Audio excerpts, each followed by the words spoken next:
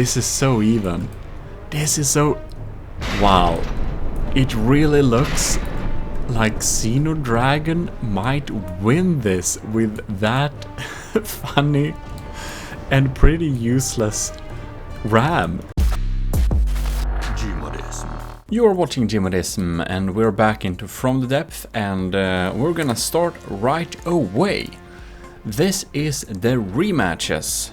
So we had a couple of battles where we had a draw, and I don't feel that draw works very well for me.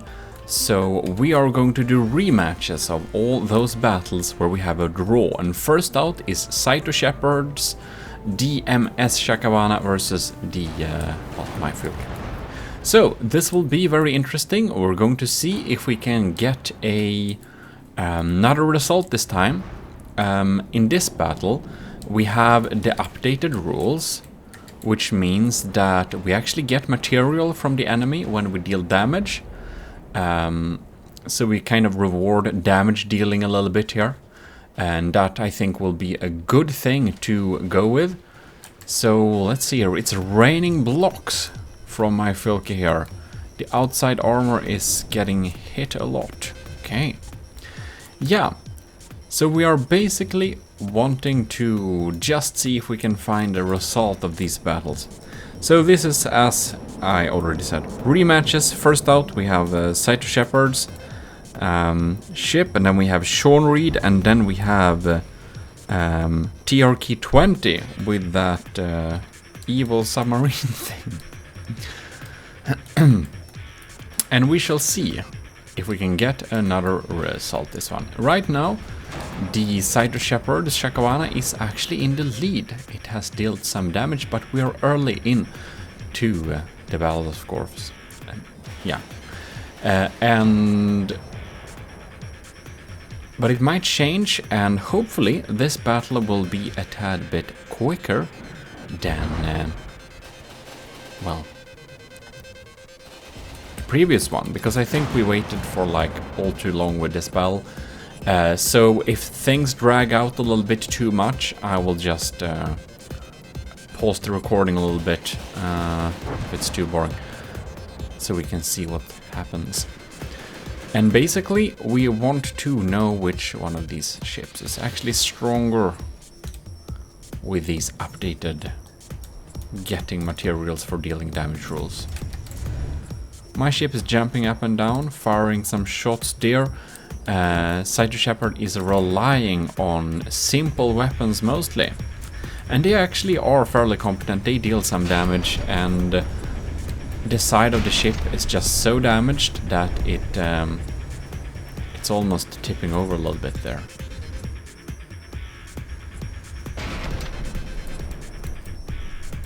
Right. Ooh. We got some incoming shots there. It looks like this diff gun is very sad. We're landing some good cram shots there. When you're using simple weapons, you get a lot of redundancy, which can be quite useful. And what happened? Oh, we have some problems with running the engines. Just like last time, it's tipping over because too much damage to one of the sides there. Alright.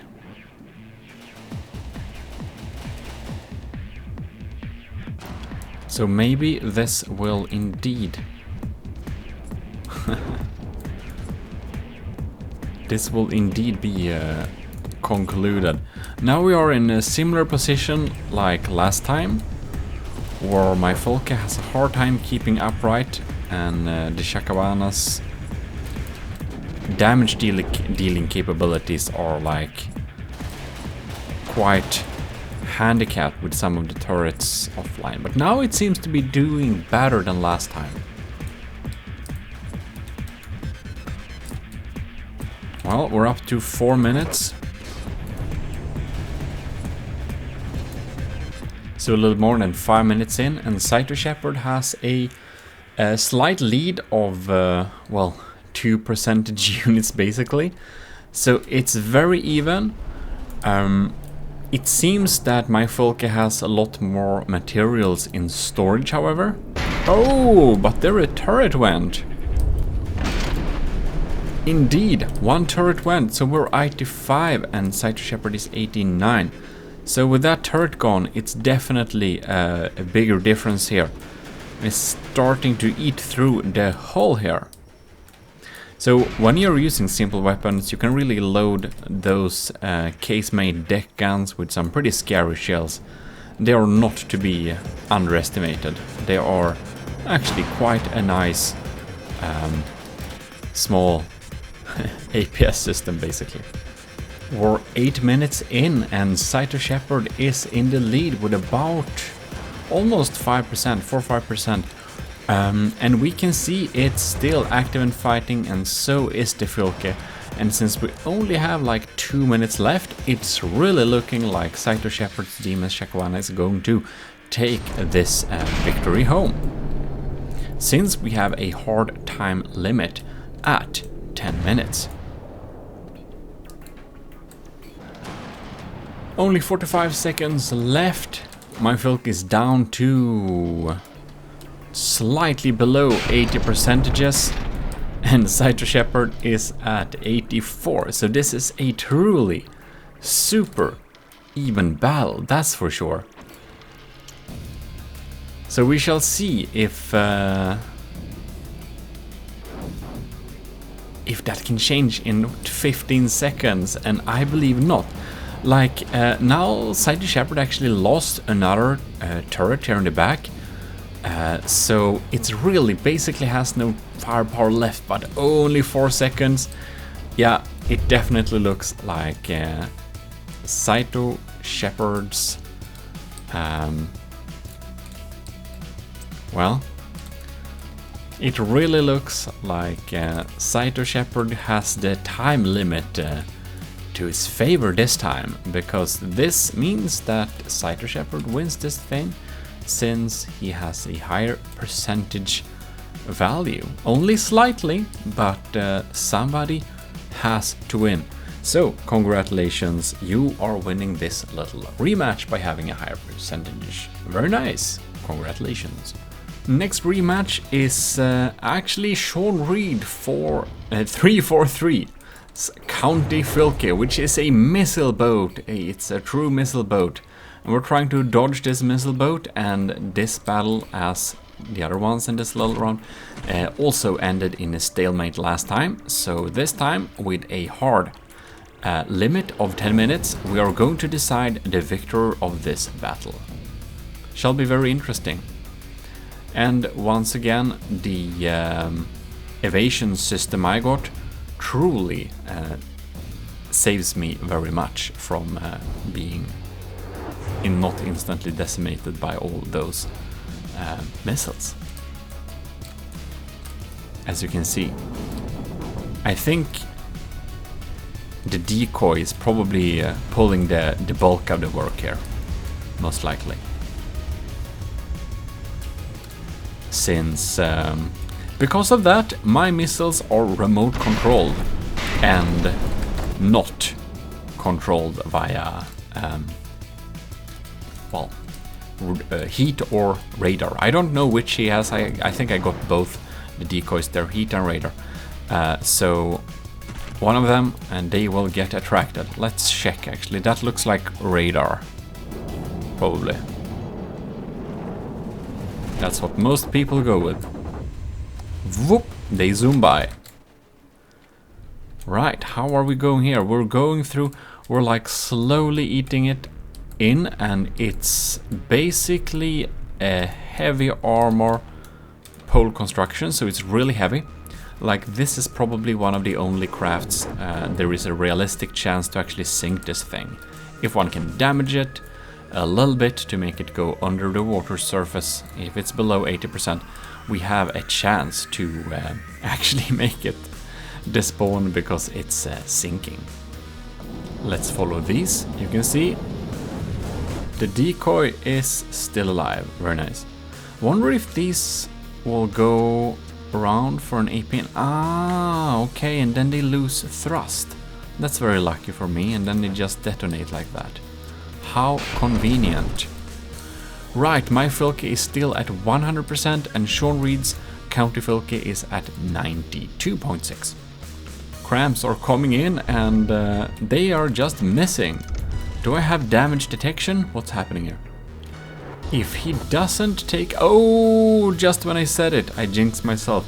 I just was about to say if it doesn't take out that radar, that decoy tower, he has no chance. And now he just did.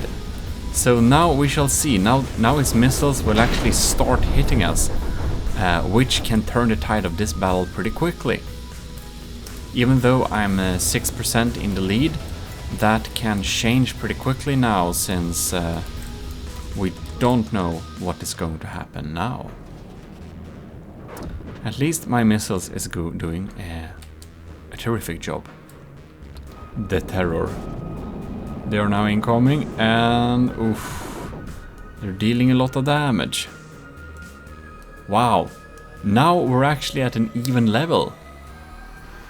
And now, 5-6 minutes in, Sean Reed is actually in the lead. Due to the missiles starting to hit, I don't have the decoy working anymore, so that's very problematic for me. And right now it's looking like we're moving in the direction of a win for Sean Reed here. And how are we looking over here? Well, it's taking fire like slowly, but it's not enough. It's not enough stuff that's like actually dealing substantial damage. If I'm going to upgrade this Fylke, I definitely need to opt more for some damage dealing missiles. I don't think my diff guns actually pull their weight at all, so they will probably have to be well, removed. And we're almost 8 minutes in, and the battle continues as it is. And now my Fylke has 70% and Sean Reed has 86%, and it really looks like Sean Reed is going to win this thing. That heavy armored core of heavy armor is definitely enough to take us out, I believe. Well, oh, 60. Yeah, that was a bad hit. That was a real bad hit. Yeah. I'm kind of surprised my cram cannons is still even remotely alive. It's pretty impressive. And another swarm is coming in. And ooh, this thing is really falling apart. I think probably if I'm upgrading the Fylke, I should probably make the decoy a little bit better. Like, I should probably armor my decoy. Ooh, 59%. Yeah, ooh, this battle is definitely decided. Its fate is sealed. So it really looked like I was about to win due to my very useful little decoy, but this is not the case, because here we see we're so close. This can't end in any other way. This is a win for Sean Reed, so congratulations on clearing up that draw. So we shall be moving on to the next battle.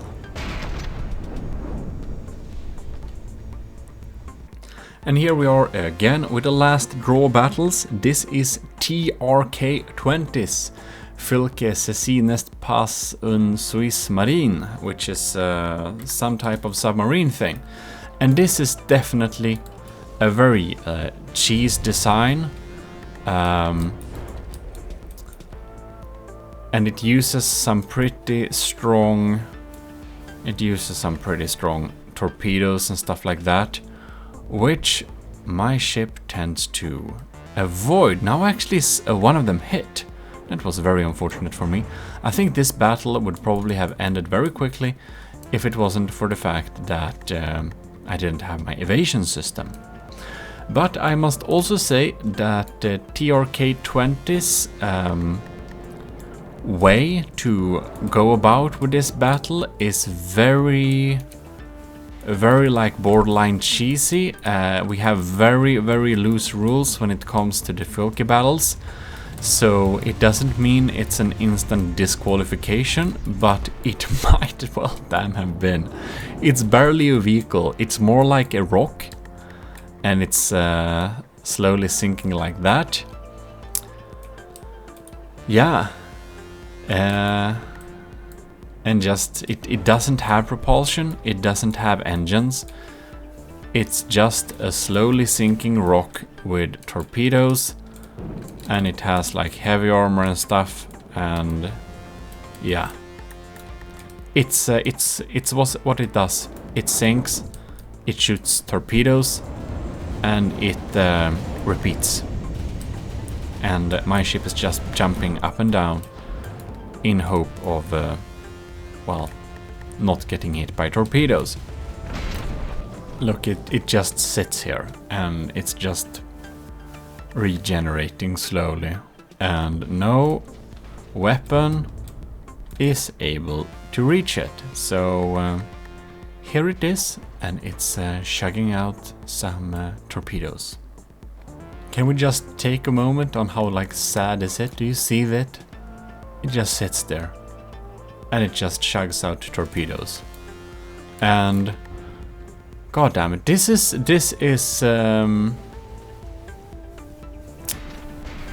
you know what we're gonna do?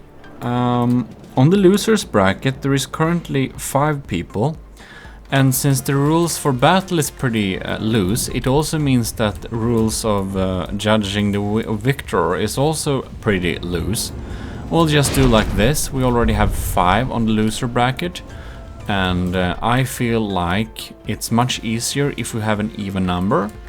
So we're just going to say that TRK will lose this battle because of building a ship that's a fun concept, but the concept is fun, but it's boring. It's a rock. It just sits here, and it gets so little damage done to it because it's so few vehicles, so few shots that actually are managed to hit it. And oh, something actually hit it, I think. Wow. Yeah, well, that's the thing. And it's barely a vehicle because it doesn't have propulsion. So it's more like an intelligent rock with torpedoes, which will make this thing deserve a losing point.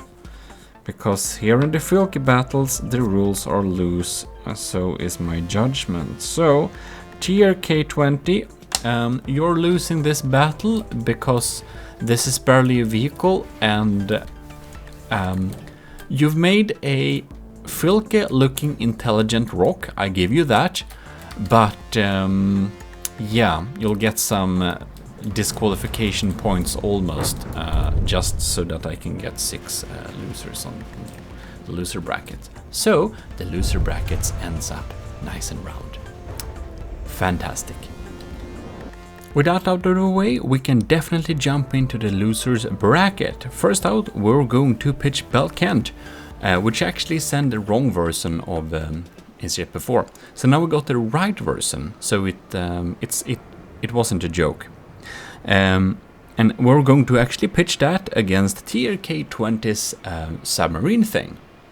So, as we suspected before, we actually got the wrong version of Belkent's ship. So here we can see, here we have TRK-20's intelligent torpedo rock, and here we got Belkent's Fylke Funny renamed to avoid confusion. Thank you very much for avoiding the confusion. And this thing has 4 sub-object thing. Fish that lurks, fish that is fast. So that sounds scary, and we're gonna see what that is. And I thought that that can be a good thing, since TRK is a floating or a sinking rock. We probably want something that has marine capabilities to not make a boring battle. And here we have the scary fishes. So let's follow one of these and see what they do. Because I'm slightly worried. I'm thinking these are not only kinetic. We shall see indeed what this fish is, what fishy business this fish has with with tier case.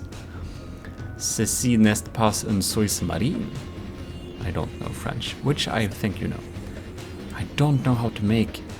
This is real. Oh god damn it! Yeah, as expected, that was pretty nuclear. Oh god. Bam. And has the torpedoes. Because I do know that TRK-20 has some pretty powerful torpedoes. They seem to not have reached. No, indeed. They haven't reached the target.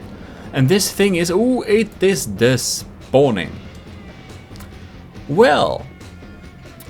thanks, the TRK-20, your idea was funny, but I'm happy that you're dead, because intelligent rocks wasn't really what I was looking for.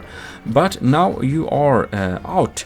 However, we'll see you again in the Battle Royale, which is a tradition by now, I think.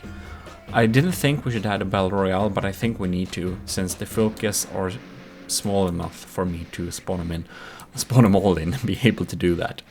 Anyways, that's decide that, and we're going to go over to the next loser bracket battle. Now I accidentally let it go 2 seconds, but this time we're going to pitch EC8, Le Charles de Mini, which we were successfully winning against there. Oh god, and we got the pack incoming here. That's pretty cool. Anyways, Le Charles de Mini. We're gonna pitch against the Gmodism Fylke pack boat, which is definitely our favorite mimic craft of this little thing. So this is like Gmodism is already winning the aesthetic prize. I think we're gonna have well, first, second, third place, and then an aesthetic prize, which is I think we should say this is probably as good as the first. Should we do the aesthetic prize to be the same level as the first prize, so we can actually encourage some people to build some really cool designs that look nice? I think we shall. Anyways, Gmodism's Fylke pack boat is really funny. It has so many weird things going on, like this rocket launcher giant cat person with, you know, standing around there, and this poor thing in a tube with an officer looking on, and the bonfire thing. Yeah, this is the winner of the aesthetical builds. And Charles de Mini is a really cool looking ship as well. That has to be said. It's just that Gmodism has just made such a funny boat. Oh no, the first Cremmy volley is really missing there. Well, we got some EMP incoming from the Gmodism. Got some cramps going on here. And they're doing some explosive damage for sure. That's an EMP rocket. Will that fry anything? We got some impact pack going on there. So Gmodism is technically below in terms of points, but it's very close, and this thing can switch any time for sure. Don't pour gasoline on the power converter, it says.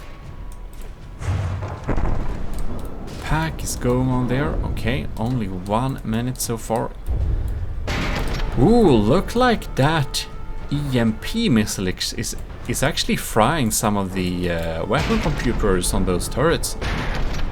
Well, that can turn out to be an expensive miss to not insulate them properly. Oh, and the detection goes there. Even though EC8 Charles the Many is in the lead, I can definitely see this turning around with a lower detection now that well, EC8 has. Go around this direction, see what are we doing here. The main pack is still alive. Is it still?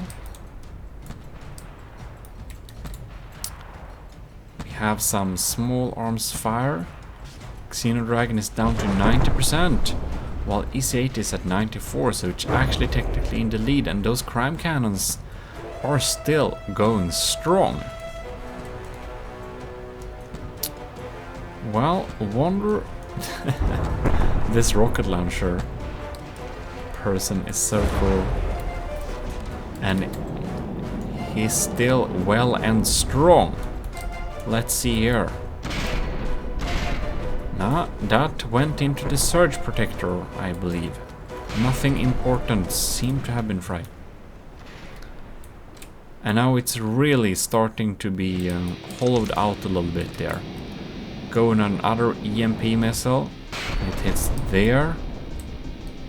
I didn't see that going any further. EC8 is at 93, while Xenodragon here is at 86. So it's not looking like a combat performance win for Xenodragon right now. But oh, what happened with those crams? Does this mean that the detection of the Charles the Mini is so bad it basically can't hit with the crams anymore? Who knows? That, ooh, it's really inaccurate.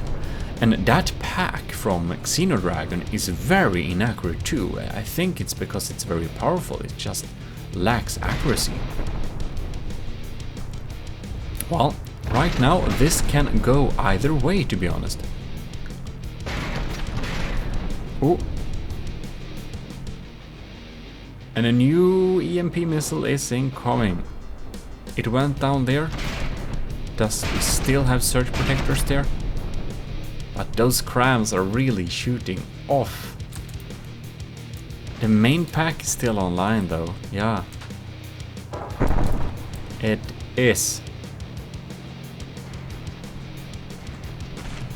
It actually looks like Xenodragon has a good chance of turning this around in its favor during this battle. Surprisingly, as it might seem. Wow! Right now, Le Charles the Many, the crams are like shooting worse than Chance.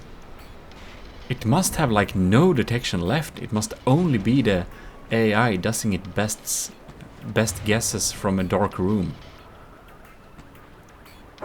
And we're not even halfway through in terms of time.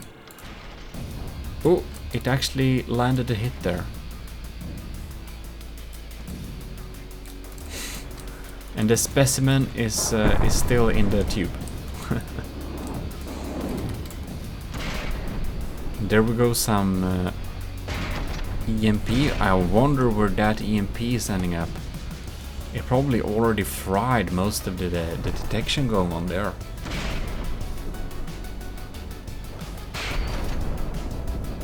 Oh, we got a bad hit on the tower there. Well, it still has some combat capabilities, and it's still leading with about 5%. Highly interesting.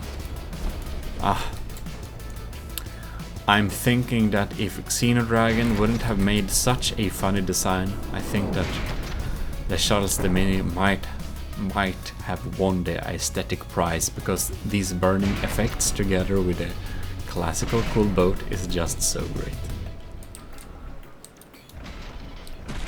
We probably have two of the coolest ships during this tournament facing each other here, which is pretty suitable, I feel like, because I think that both of these have a little bit lacking combat capability, because both of them focused their time and efforts a lot on the aesthetic side of things.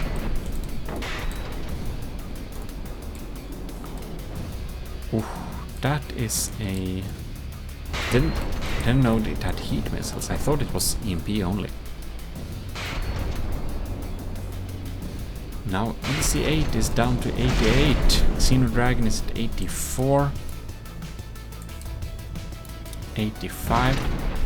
The question is it possible for it to turn it around enough within the next 3 minutes? What? Let's see here. Something has happened with Le Charles de Mini. It stopped. It seems that the engine is dead. Xenodragon is catching up.